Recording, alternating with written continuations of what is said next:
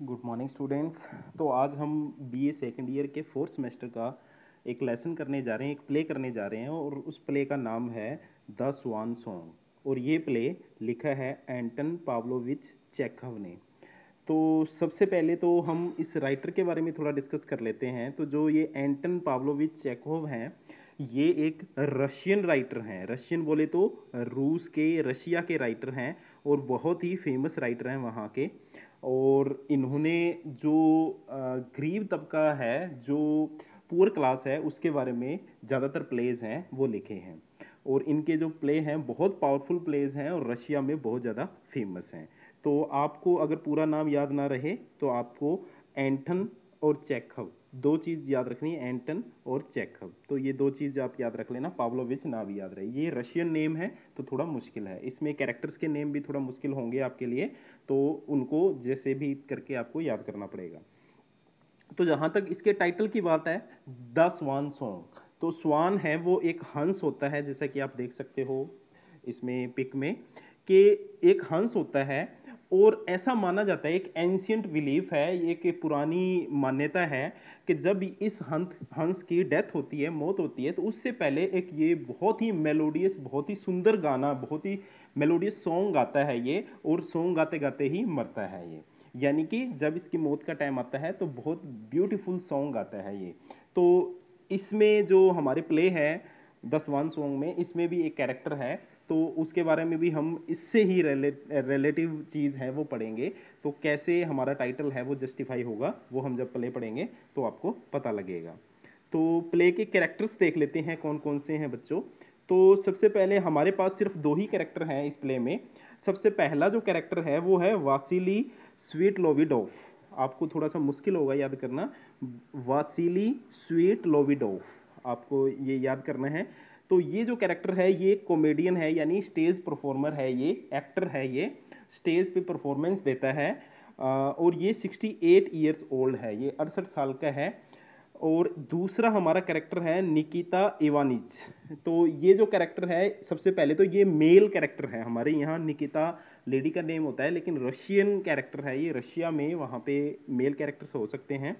तो निकिता इवानिश है, ये एक प्रॉम्प्टर है। प्रॉम्प्टर क्या होता है कि जो स्टेज के बैक साइड में जो धीरे धीरे बोलते हैं और उसको सुन के जो स्टेज के एक्टर हैं वो जोर से बोलते हैं। यानी स्टेज के बैक साइड में कोई भी नाटक चल रहा हो तो सारी जो स्क्रिप्ट है ये धीरे धीरे बोलते हैं और उसको सुन के जो स्टेज का परफॉर्मर होता है वो तेज से बोलता है, तो उसको प्रॉम्प्टर बोलते हैं।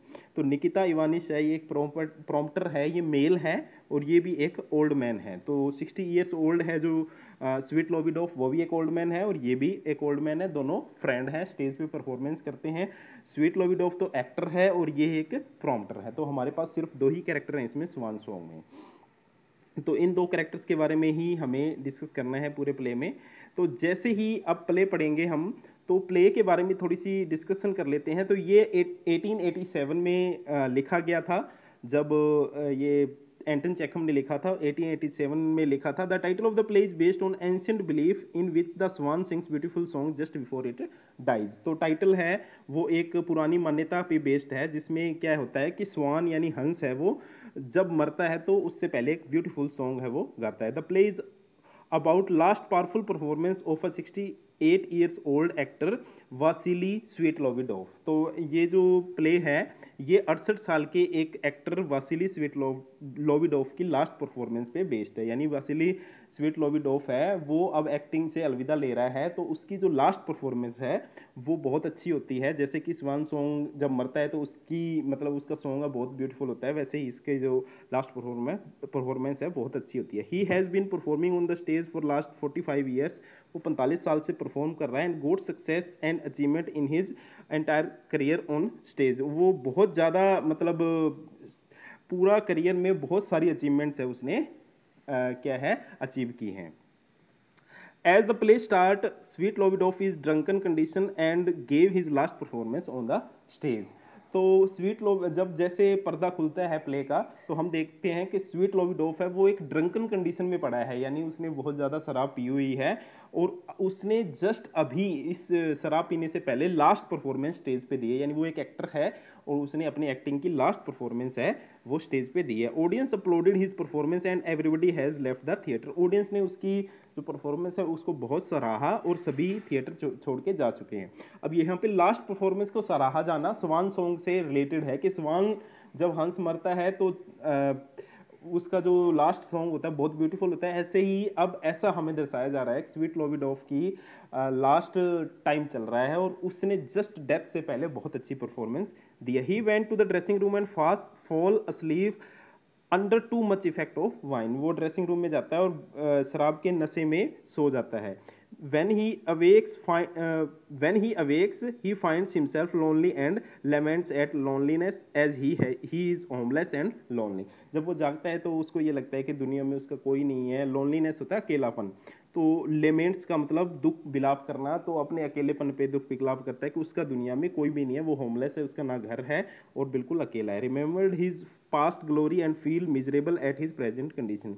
पास्ट को याद करता है कि वो कितना अच्छा एक्टर था और लोगों ने कितना उसको सराहा था, उसको याद करके अपने प्रेजेंट की मिजरेबल अपनी दयनीय स्थिति पे वो उसको बहुत ज़्यादा दुख होता है। Nikita Ivanych the prompter is also in the theatre. He is also old and lonely console Svetlovidov who gave powerful performance based on Shakespeare's play.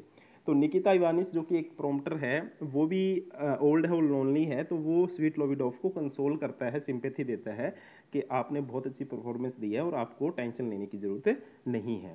तो ये तो एक आउटलाइन समरी थी इसकी। तो हम अब इसकी डिटेल समरी करते हैं।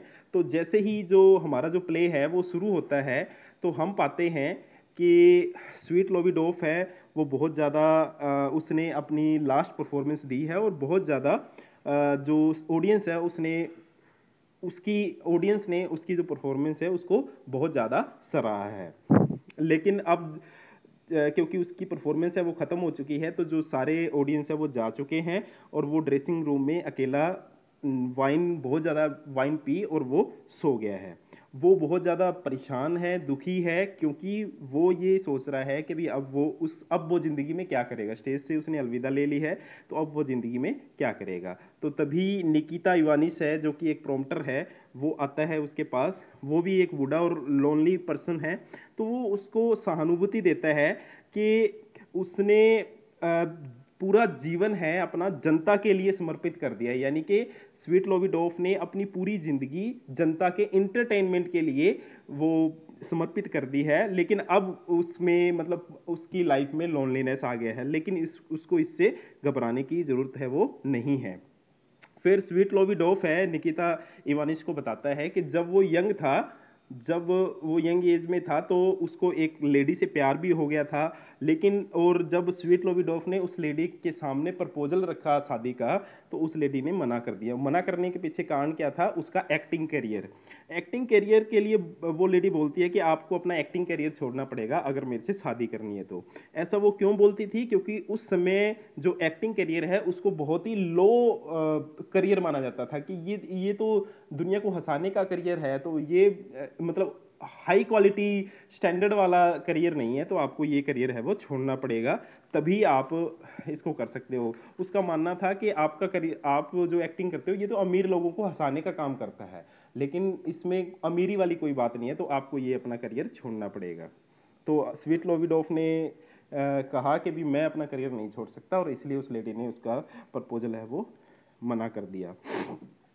तो अब जब स्वीट लोविडोफ है बहुत ज़्यादा परेशान है, तो निकिता इवानिस उसको बताता है कि भी मैं भी बूढ़ा हूँ, अकेला हूँ, परेशान हूँ, मेरे पास भी घर नहीं है, ना ही कोई देखभाल के लिए कोई बंदा है, तो लेकिन हमें एक दूसरे को कंसोल करना चाहिए, सहानुभूति देनी चाहिए कि हमारी जो जीवन का पास्ट रहा है वो बहुत बहुत अच्छा रहा है। हम मतलब अभी थोड़ी दयनीय स्थिति में है, लेकिन हमारा पास्ट है वो इतना बुरा नहीं रहा, तो हम हमारे पास्ट को याद करके हमारा जो बाकी का जीवन है वो व्यतीत कर सकते हैं।